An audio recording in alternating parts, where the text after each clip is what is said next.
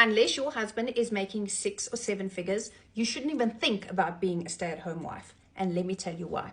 Because while your husband is climbing the corporate ladder and you are at home looking after things, domestic things, kids, helping them excel, etc., you are plateauing and your husband is still climbing the corporate ladder.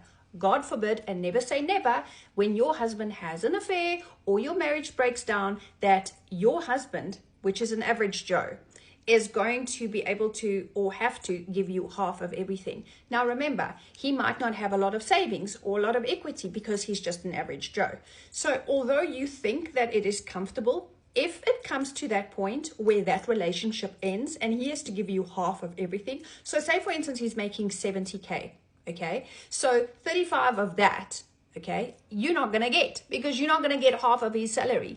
You might get half of what's in his savings. Say for instance that's 100 and you get half of that. 50K is not going to last you very long. Now you have to enter the workforce because say for instance you've got kids, 15, 16, 17-year-old kids, maybe even younger, which costs more. The smaller they are, the more they cost, diapers, formula, etc.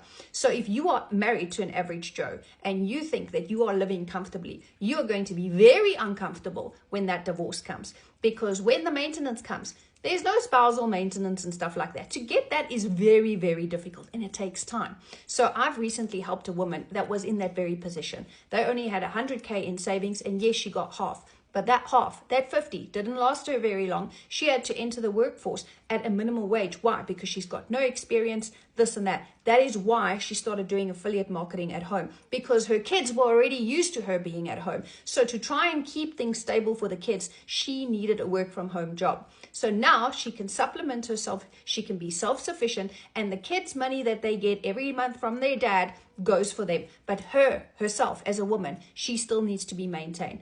So I want to tell you, never ever say never. If you are married to an average Joe, don't get caught like this.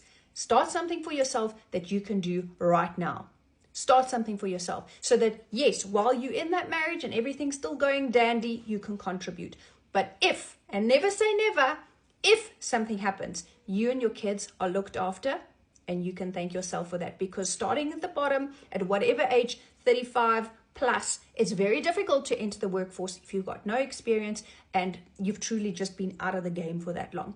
So if you want to be a stay-at-home mom, you need to face the reality that you need to be either contributing or you got to have something in the background that's going to work for you. So I teach people how to have automated systems that can teach them how to do affiliate and digital marketing so that you can have a global audience, so that you can be a present mom.